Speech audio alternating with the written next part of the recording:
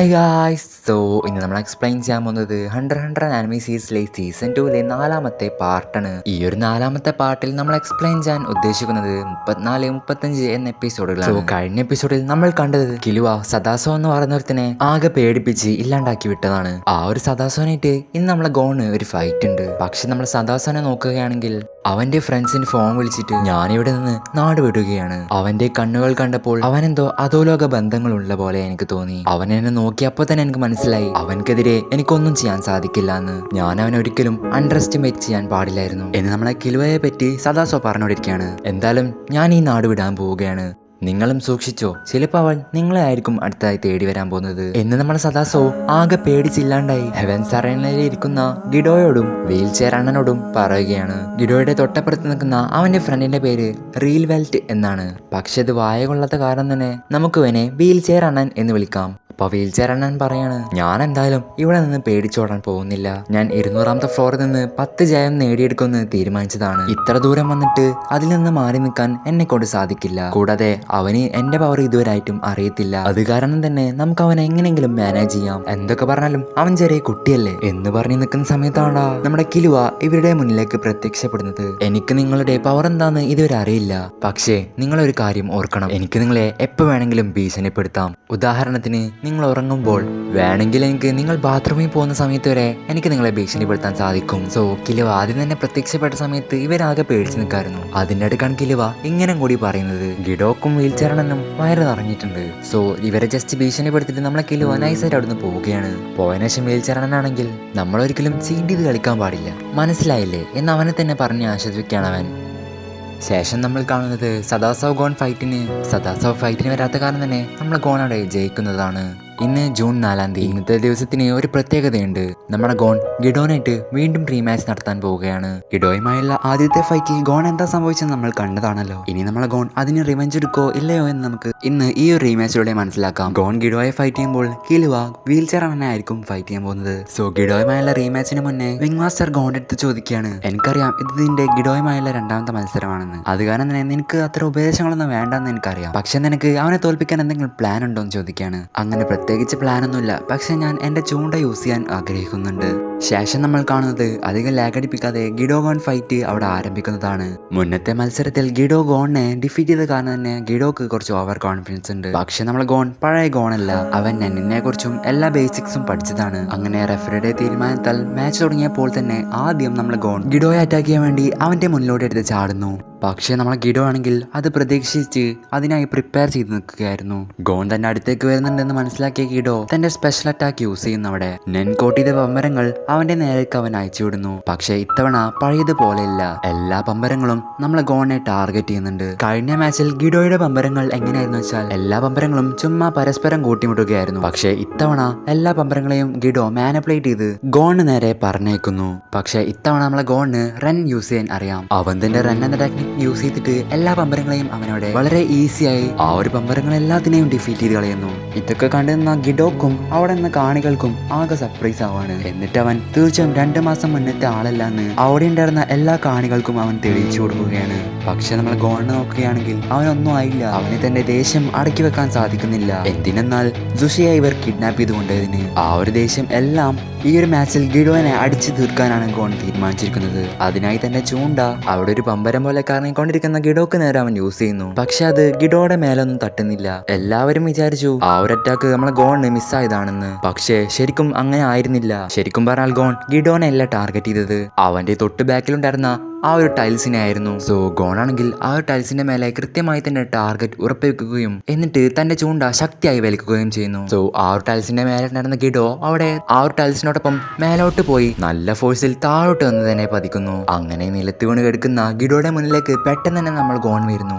എന്നിട്ട് നമ്മൾ ഗോണാണെങ്കിൽ മറ്റൊന്നും ചിന്തിക്കാതെ അവന്റെ ഫുൾ പവർ അവന്റെ കൈന്റെ മേലേക്ക് കൊടുത്തിട്ട് നല്ല ശക്തിയേറിയ ഒരു പഞ്ച് അവന്റെ മേലേക്ക് നല്ല ശക്തിയായി തന്നെ വെച്ചു കൊടുക്കുന്നു. പക്ഷെ നമ്മളാരും വിചാരിച്ച ഭാഗത്തോട്ടല്ല ഗോൺ പഞ്ച് ചെയ്തത്. ഗിഡോ ആകെ ഒരു വെപ്പുകാൽ യൂസ് ചെയ്തിട്ടാണ് നടക്കാറ്. സോ ആ ഒരു വെപ്പുകാലിന്റെ മേലേക്കാണ് നമ്മളെ ഗോൺ പഞ്ച് ചെയ്തത്. എന്നിട്ട് അങ്ങനെ ആ ഒരു കാല് പൊട്ടിക്കിടക്കുന്ന ഗിഡോ അടുത്ത് ഗോൺ പറയാണ്, ഇനി എങ്ങാനും നീ സുഷിയുടെ മേലെ കൈവച്ചാൽ ഇതേ പഞ്ച് ഞാൻ നിന്റെ മുഖത്തോട്ടായിരിക്കും തരുന്നത്. സോ നമ്മളെ ഗിഡോക്ക് അവന്റെ വെപ്പുകാലില്ലാത്ത കാരണം തന്നെ അവൻ അവിടെ നിന്ന് എഴുന്നേറ്റ് ഫൈറ്റ് ചെയ്യാൻ സാധിക്കാത്ത കാരണം തന്നെ നമ്മളെ ഗോൺ ഈ ഒരു ഫൈറ്റിൽ നിന്ന് വിജയിക്കുന്നു.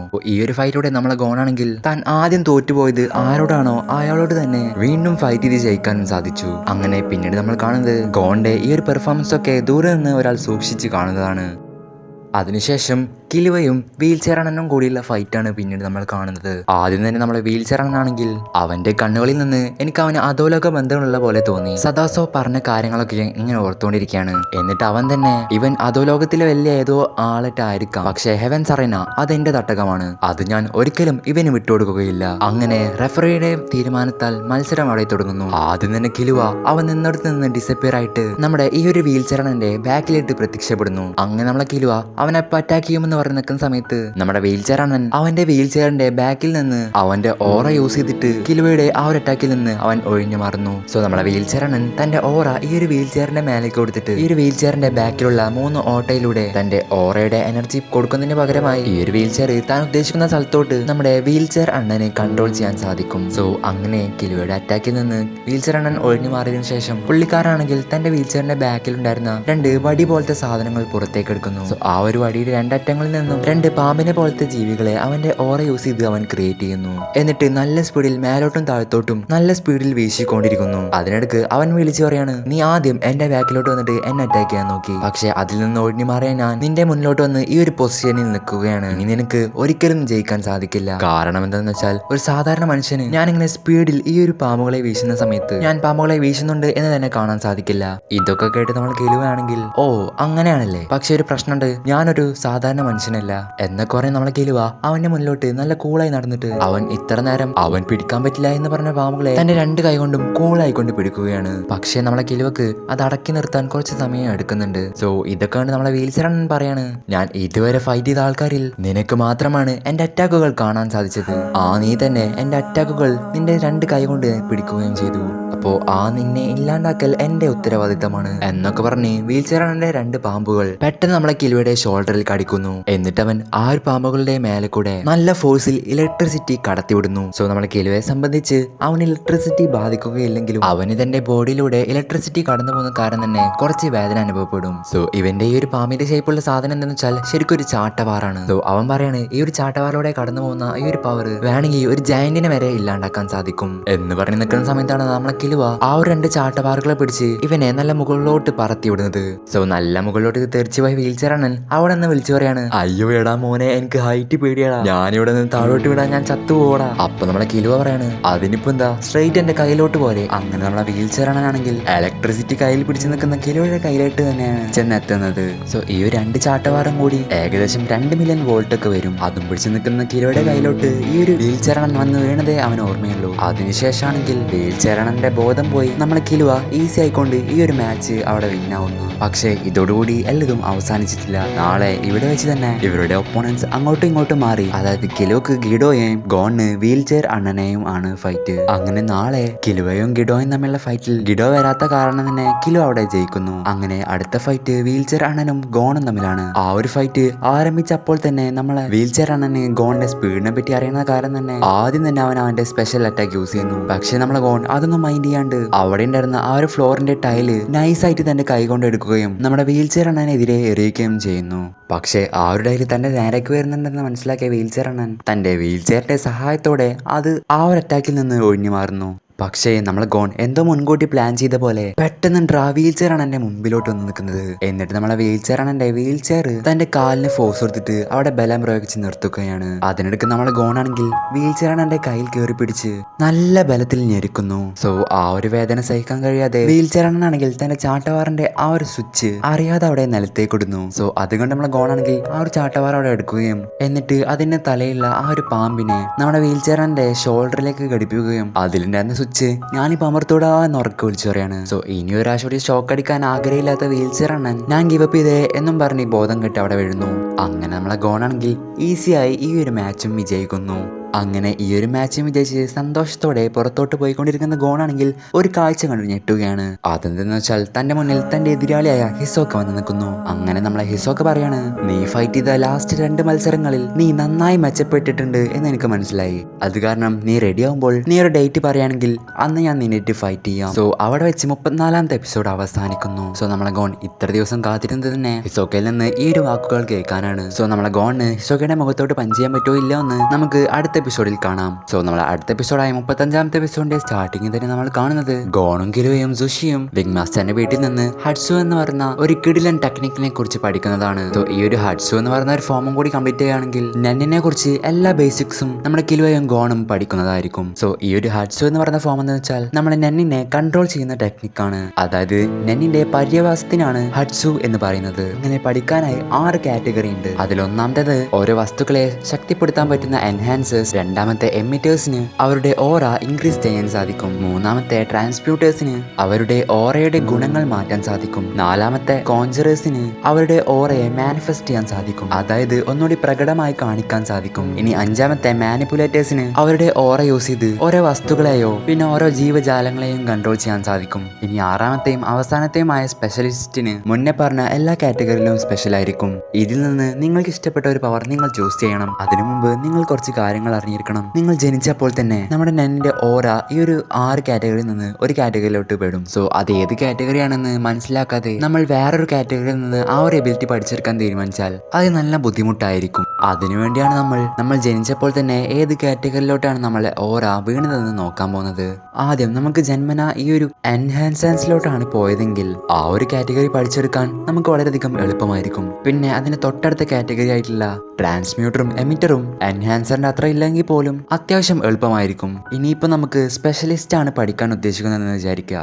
അതാണെങ്കിൽ ഈ ഒരു എൻഹാൻസൻസിൽ നിന്ന് വളരെയധികം ദൂരെ നിൽക്കുന്ന ഒരു കാറ്റഗറിയാണ്. അത് കാരണം അത് പഠിക്കാൻ വളരെയധികം ഡിഫിക്കൽട്ട് ആയിരിക്കും. ഇനിയും നിങ്ങൾക്ക് മനസ്സിലായിട്ടില്ലെങ്കിൽ ഞാൻ നിങ്ങൾക്ക് ജസ്റ്റ് ഒരു എക്സാമ്പിൾ പറഞ്ഞു തരാം. ആദ്യം തന്നെ ഹിസോക്കയുടെ കാര്യത്തിൽ എടുക്കുകയാണെങ്കിൽ അവനൊരു ട്രാൻസ്മ്യൂട്ടർ എബിലിറ്റിയാണ്. അത് കാരണം തന്നെ അവന്റെ ഓറ റബ്ബറിലോട്ട് മാറ്റാൻ സാധിക്കും, അല്ലെങ്കിൽ വേറെ ഏതെങ്കിലും സബ്സ്റ്റൻസിലോട്ട് മാറ്റാൻ സാധിക്കും. ഇനിയിപ്പോൾ ഗിഡോയുടെ കാര്യത്തിൽ നോക്കുകയാണെങ്കിൽ അവന്റെ പമ്പരവും അവന്റെ ബോഡിയും നല്ല സ്പീഡിൽ കറക്കി ഒരു വെപ്പണാക്കി മാറ്റി. സോ അതൊരു എൻഹാൻസർ പവർ ആയിരിക്കും. പക്ഷേ ലാസ്റ്റത്തെ ഫൈറ്റിൽ അവൻ കുറെ പമ്പരങ്ങൾ ഉപയോഗിച്ച് ഗോണിന്റെ നേരെ കൺട്രോൾ ചെയ്ത് ടാർഗറ്റ് ചെയ്തിട്ടുണ്ടായിരുന്നില്ലേ. സോ അത് മാനിപ്പുലേറ്റർ കാറ്റഗറിയിൽ പെടുന്നതായിരിക്കും. ഇനിയിപ്പോ കാസ്ട്രോയുടെ സൈഡിൽ നോക്കുകയാണെങ്കിൽ അവൻ ഇത്രയും പഠിച്ച കാറ്റഗറി ഒക്കെ മാസ്റ്റർ ചെയ്യുകയാണെങ്കിൽ അവൻ സ്ട്രോങ്ങസ്റ്റ് നെൻ യൂസേഴ്സിൽ ഒരാളായി മാറാൻ സാധിക്കുമായിരുന്നു. എന്തായാലും എനിക്ക് തോന്നുന്നു അവനൊരു എൻഹാൻസർ കാറ്റഗറിയിൽ പെട്ടവനാണെന്ന്. പക്ഷെ അവന്റെ ഓറ യൂസ് ചെയ്ത് ഒരു ഡബിളിനെ ക്രിയേറ്റ് ചെയ്യാൻ നോക്കി. അതൊരു കോൺജററിന്റെ കാറ്റഗറിയിൽ പെട്ടതാണ്. കൂടാതെ അവൻ ഡബിളിനെ ക്രിയേറ്റ് ചെയ്യാൻ മാത്രമല്ല ചെയ്തത്, ആ ഡബിളിനെ കൺട്രോൾ ചെയ്യാൻ കൂടി ചെയ്തു. സോ അതൊരു മാനിപ്പുലേറ്റർ കാറ്റഗറിയിൽ പെട്ടതാണ്. അപ്പോൾ പെട്ടെന്ന് നമ്മളെ കിലുവ വിങ് മാസ്റ്റർ ചോദിക്കുകയാണ്,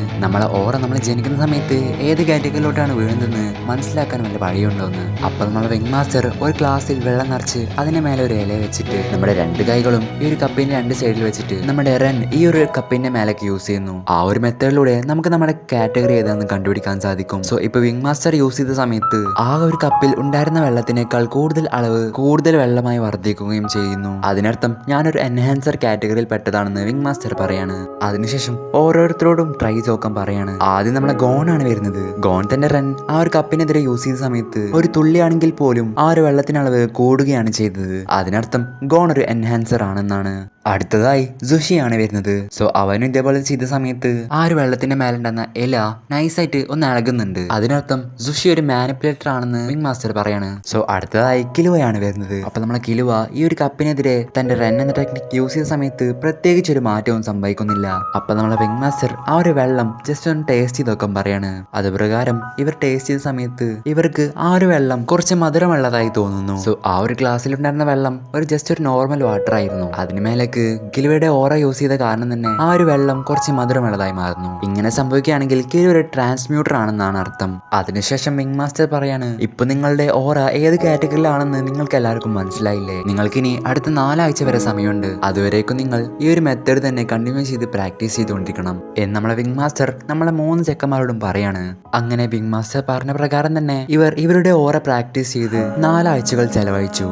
അതിനിടക്ക് ഒരു സംഭവം നടന്നു. നമ്മളെ ഗോൺ ഹിസോക്കക്ക് ഫോൺ വിളിച്ചു. എന്നിട്ട് ജൂലൈ 10-ാം തീയതി ഗോണും ഹിസോക്കയും തമ്മിലുള്ള ഫൈറ്റ് തീരുമാനിച്ചു. ഹിസോക്കക്കാണെങ്കിൽ അവന്റെ രക്തമോഹം വർദ്ധിച്ചുകൊണ്ടേയിരുന്നു. അങ്ങനെ 6 ദിവസത്തിനായി എല്ലാവരും കാത്തിരിക്കുന്നു. അങ്ങനെ ജൂലൈ 7 വിങ് മാസ്റ്റർ ഗോണയും കിലുവയും സുഷിയെയും തന്റെ വീട്ടിലേക്ക് വിളിച്ചു വരുത്തി.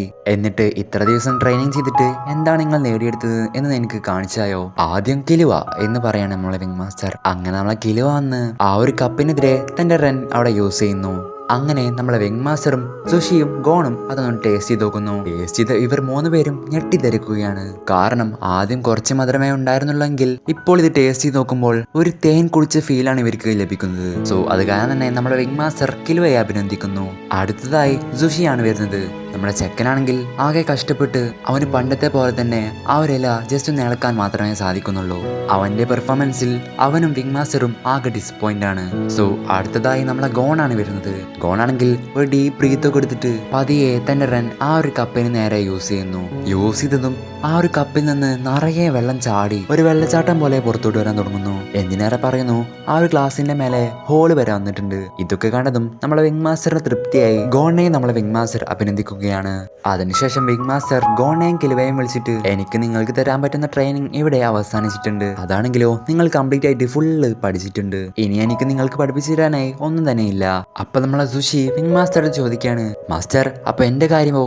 നിനക്ക് കുറച്ചുകൂടി ട്രെയിനിങ് വേണ്ടി വരും സുഷി. ഇത് കേട്ടതും സുഷി ആകെ ഡിസപ്പോയിന്റ് ആവാണ്. ഗോണും കിലുവയും സുഷിയെ ഒന്ന് മോട്ടിവേറ്റ് ചെയ്ത് വിടുന്നുണ്ട്. അങ്ങനെ ഒക്കെ കഴിഞ്ഞ് പോവാൻ നിൽക്കുന്ന സമയത്താണ് വിങ് മാസ്റ്റർ പറയുന്നത്, ചെയർമാൻ എത്ര പറഞ്ഞിട്ടാണ് ഞാൻ നിങ്ങളെ ഇതുവരെ ട്രെയിൻ ചെയ്തത്. ഇത് കേട്ടതും ഇവരാകെ ഞെട്ടിപ്പോവാണ്. ശേഷം നമ്മുടെ വിങ് മാസ്റ്റർ കിലുവയോട് അടുത്ത വർഷം ഒന്നും കൂടി 100 എക്സാം അറ്റൻഡ് ചെയ്യാൻ പറയുന്നുണ്ട്. അപ്പൊ കിലുവ പറയാണ്, എനിക്ക് തോന്നുകയാണെങ്കിൽ ഞാൻ എടുത്തോണ്ട്. അതിനുശേഷം വിങ് മാസ്റ്റർ ആണെങ്കിൽ കുറാപ്പികയും ലിയോറിയും ഹൻസോയും വേറെ മാസ്റ്റേഴ്സിന്റെ അടുത്ത് നിന്ന് ഈ ഒരു നന്നെ കുറിച്ചിട്ട് പഠിച്ചിട്ടുണ്ട്. ഇത് കേട്ടതും നമ്മളെ ഗോണ് സന്തോഷാവാണ്. അതിനുശേഷം വിങ് മാസ്റ്റർ ആണെങ്കിൽ ഗോണോട്, നീ നാളെ ഹിസോകയെ ഫൈറ്റ് ചെയ്യാൻ പോകുന്ന സമയത്ത് നിന്നെ തന്നെ നീ ഓവറായിട്ട് പുഷ് ചെയ്യേണ്ട കാര്യമില്ല. അതിനായി ഗോൺ ആണെങ്കിൽ ഓക്കെ എന്നും പറയുന്നുണ്ട്. അങ്ങനെ നമ്മളെ ഗോണും കിലുവയും അവിടെ നിന്ന് ഹെവൻ സറലിലോട്ട് പോവുകയാണ്.